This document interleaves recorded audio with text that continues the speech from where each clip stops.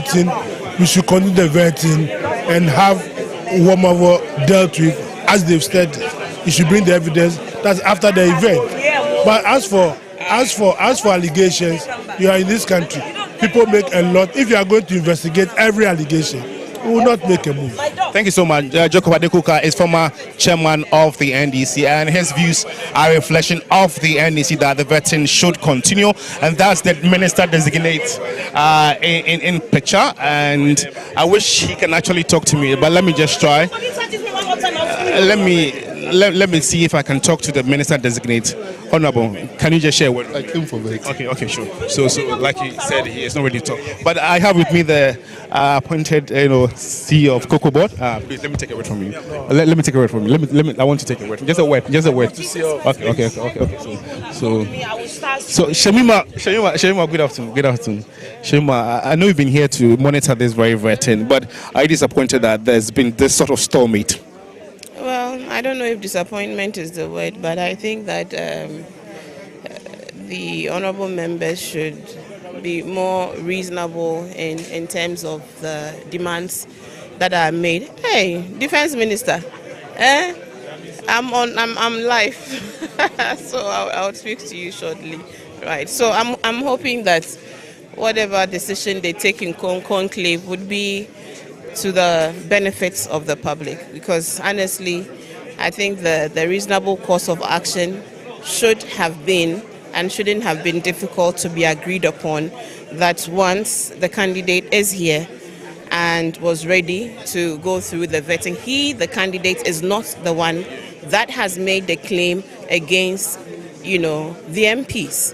And so to the extent that the chair had made a demand that the accuser should appear before the committee, I think that the reasonable course of action, the practical course of action should have been the process should be allowed to proceed, because there are 5 people to be vetted today and there's no time. The NPP knows what they've done to this country. This country is in a mess and people need to take positions and begin to work. And still, they continue on this path. I think that Ghanaians must call these behaviors out. They're becoming one too many. And all well-meaning Ghanaians who voted for change should call these behaviors out. These are the behaviors that distract national development and progress. And we must see it for what it is and call them out. Nobody can justify allegations of corruption, unsubstantiated allegations of corruption. So by all means, if Oliver has evidence that people are receiving monies to vet, candidates, he should come and provide that, evidence. Again, like the chair said, the fact that we accuse the police every day of corruption doesn't mean that police people stop policing. The fact that we accuse the judges of corruption hasn't stopped justice delivery. And I think as lawmakers, they know the role of the law and due process. And so once due process is activated, I don't think they should stop their work just as a matter of protest. Let's look at this word of, party affiliations. It's reputation that we are talking about. So let's say your reputation has been bruised. And so let's actually purge ourselves from this. And that's what the MPP is demanding. Others will say it's in the best interest. What? Let's purge ourselves from this very, dent. And it will stop other claims in the past. You have said this claim is not a new claim. Almost every vetting committee faces... Even Dafion said 4 years ago. Yeah.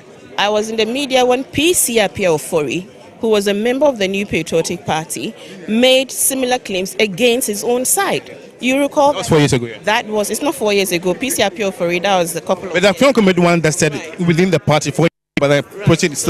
My example was even to go far back to almost 10 years ago. PC Apia-Ofori made similar claims against his own side, that they were receiving monies before doing their work.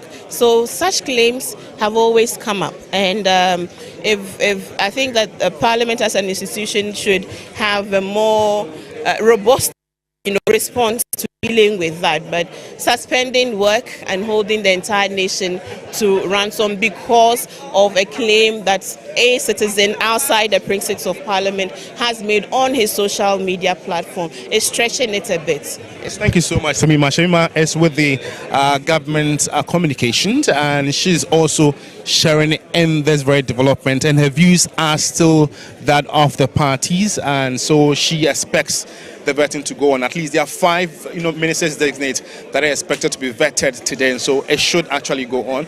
I've been joined by Awingo Bit, as with the PNT, and also with the Exports and Imports Association, and he's been here since morning, and I'm sure you know what's actually going on. What do you make of 10 of event? There's some sort of stalemate. Are we to continue with the vetting or not? It's a sad day for Ghana. I believe that Honorable Vamayo is a lawyer and he should know best when to make a certain statement that will be endangered in the democracy, and so far as it has to do with corruption. I used to be a few months ago, we were in IPAC together with Honorable Dr. Omane Boama. He's a fantastic guy. He was leading the NDC IT with his deputy, Dr. Tanko, and I think Kuku Yaira or who. Yes, his name, I don't know how to pronounce it yet. We were working, fantastic team. We were in IPAC together, and these guys really fought for the party to come to power. We had a very credible election, free and fair election, that gave President John Dramani Mahama overwhelming victory as the President of the Republic of Ghana. And of course, Dr. Boama has really deserved the appointment that has been given. It is unfortunately that we are here to support him on his vetting day, that Boama has thrown this into the dust, and that has affected the vetting committee procedure today. I've heard the Pushka member of Parliament reason that they should forgive and forget and continue with the vetting. The minority aspect is vigorously saying, resisting, that no, they think that sitting there and then come back tomorrow. We are all aware that the chairman was very, very positive. He says that he doesn't know what the gentleman is talking about, and he thinks that the gentleman should come here before 10 noon tomorrow to prove his allegation.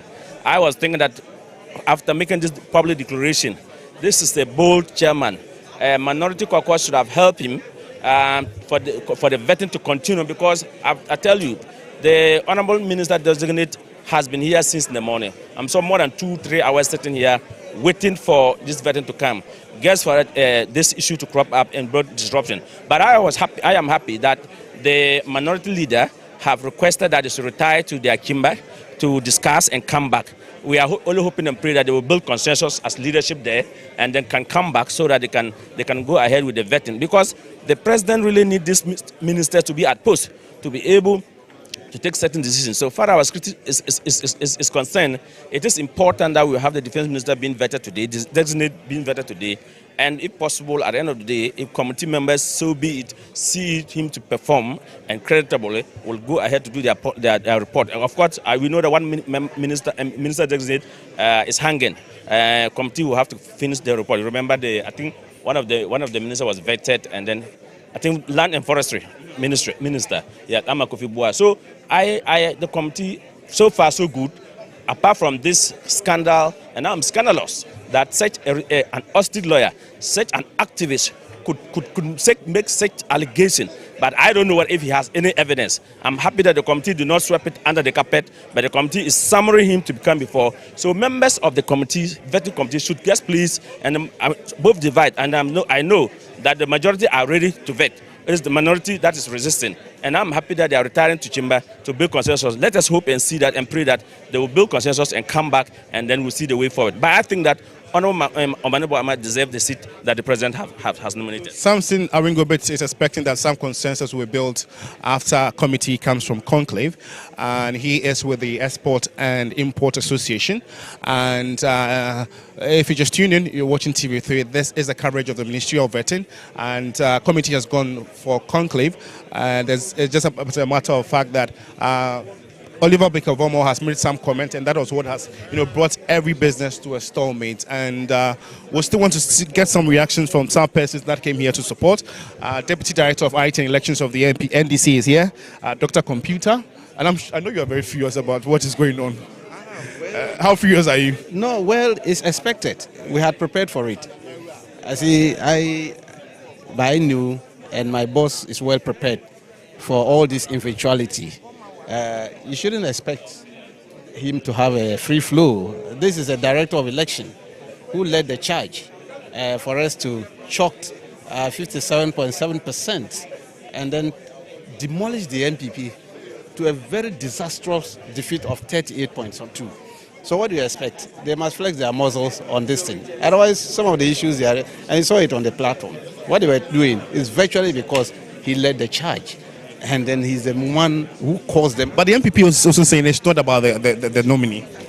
What do you, it's not about his persona, it's not about his personality. You want them to tell you this? They are doing that because of his personality. But the way I know you, if your reputation has been bruised, I know what you can do. I am saying that this is not the first time this house reputation has been bruised. Their own internal design, like the former said. You remember the issue of when the leaders, that then majority leaders, were saying that somebody came with a bag full of money. You remember that episode? Whatever that is. They are just distant. So they are aware of this. And that's why I like the analogy when he said police have been accused of being corrupt. But that doesn't stop policing. Okay, they have given a pathway to deal with the matter. He has issued this thing that tomorrow they should invite a gentleman. What stops you from continuing with the vetting? Okay, there's also nothing wrong with maybe the Parliament's also saying that, okay, all the time it continues. We continue with vetting and proceedings. So this time around, let's take critical action. And this is the time now that they're doing that. The action will not be taken today. He has already issued that tomorrow the gentleman will come. So what are they going to be doing today? Why are you punishing the nominee? He has no business in this matter. He has not business in this matter. He has not been vetted. There is no iota of evidence whatsoever that the nominee here has given anybody anything. They themselves are aware. They are saying it. So why are you going to punish him for that? And that is why we are saying that clearly we just know that they are flexing their muscles because of the 57.7 and then don't you think they're still coming out of the loss? Well, and those leading the charge are the people we are tracking in court. They are the people we are tracking because their seats are in question. We are questioning their seats.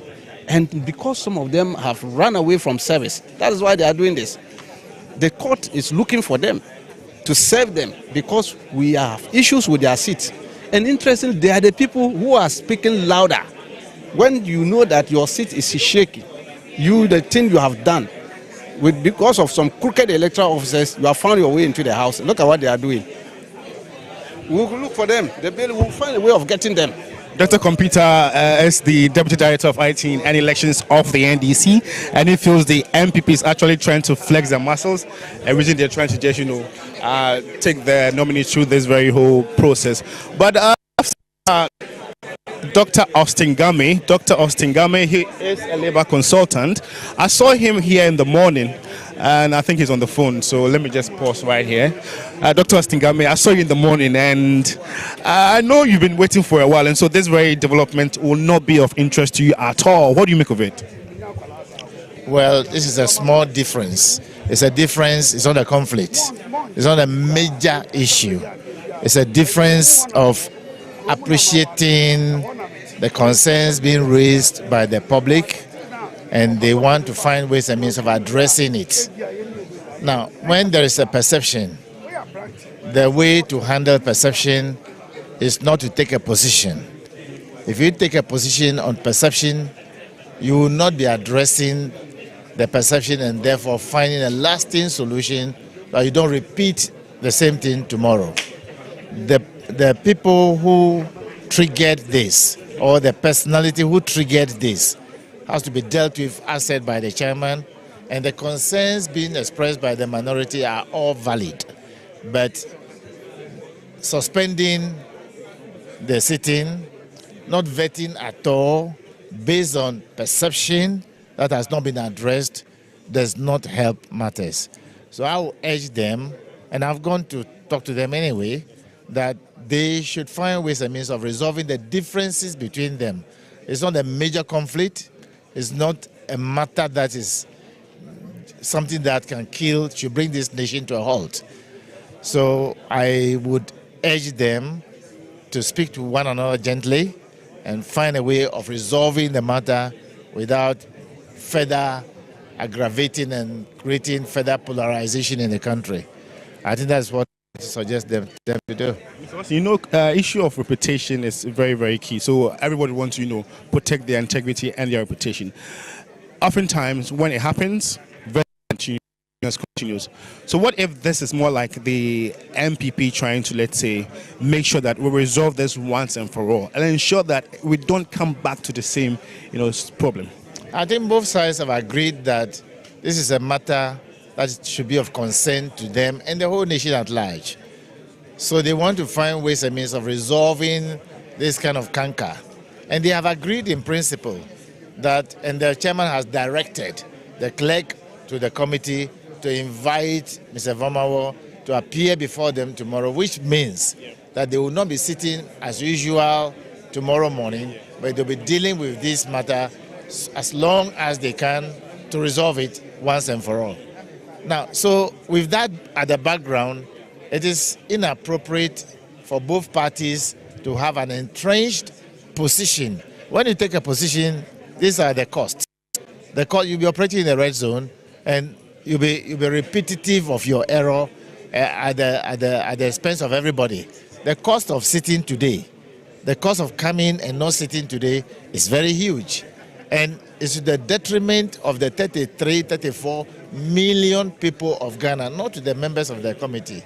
And therefore, I appreciate the concerns they have, but this is a small difference that can be resolved. And if they need help, we are all available. Any layperson trying to explain this will understand. But don't you think sometimes it's just their personal differences that really stands in the way of certain things that can easily go? We can just let it go? And that's precisely what I'm saying. That's why it is just a difference. It's not a major conflict. It's not a major problem, though it's of some gravity of concern to them. And we are all at pains. But if they accuse you of corruption, it's very, very painful. And I think I share in the pain of the minority. I share in the pain of the chairman, the entire committee. But it should not stop the work of government and the whole nation coming to a halt. So I think they can be able to resolve it. I see them trying to reach some consensus when I visited them in the room. So Mr. Austin Game is a labor consultant, and he actually went to the conclave to actually put in a word to ensure that our business continues as usual. And he is sure at the end of the day some truths may be acquired, and that's what it is. And you're still watching the coverage of the ministerial vetting, and what actually is taking place is that the committee has gone on recess just for 2 minutes, but I think it's gone beyond 2 minutes now, and as considering the gravity of the issue, obviously it will take a long time, but we're hoping that they come with some sort of consensus for business to continue. But Bonamona is here with me. I saw you earlier, and I know you're highly concerned about what has really transpired so far, and for you, I hope you're expecting some sort of consensus to be built after they come from conclave. They have wasted time. It's more than 2 minutes. Yeah. They said 2 minutes, it's more than 10 minutes. They are wasting our time. See, I'm sure that you have gone around to see the galaxy of generals, former CDSs, and that are here. You have seen the presence of the military hierarchy that is here, all to come and give backing. If the military is supposed to be at base in order that they can give protection of our nation, and you come and waste their time here, it means that you are the people compromising the security of our nation, and not Oliver's pronouncement or statement. It's not to the effect that Dr. Manebuama is the one who has given money. And you have this, and you went into a conclave for more than 2 hours before coming. You could not resolve the issue. You come and then you invite the nominee. The nominee takes an oath. After he has taken an oath, then you raise the concern that you have to raise. You should have raised the concern, address the concern before inviting the nominee to come and sit down. It is not our business to come and sit here for you to be telling us how disappointed you are in somebody's statement. So tomorrow, if we tell you that you, this appointment committee, you have been taking people's wife and sleeping with them, will you suspend sitting? It's like they want to take stones and go after every barking dog. So when you throw one stone at one barking dog and it makes noise, several other dogs will come. So you stop what you are doing and then be stoning the dogs. No, I am very disgusted by this position of the minority. Look, we have done almost 4 hours sitting and nothing has been done. We have other things to do. There is a reason why we have all come here. Don't come and take. Moving forward, how well can we control these derogatory comments? Are they gagging? Are they gagging speech? Is the Parliament of Ghana going to gag free speech? We must be responsible in our pronouncement. I agree, but Parliament not be the organ that will be seen preventing people from speaking their mind. In any case, if the man has made these accusations, you think that you, the people that they are accusing, by inviting him, you want to intimidate him. You should subject him to an independent institution to check whether what the man is saying is true or it's not true. Yes, the man is accusing you of corruption and you say that you are going to do investigations for him to prove. That is very wrong.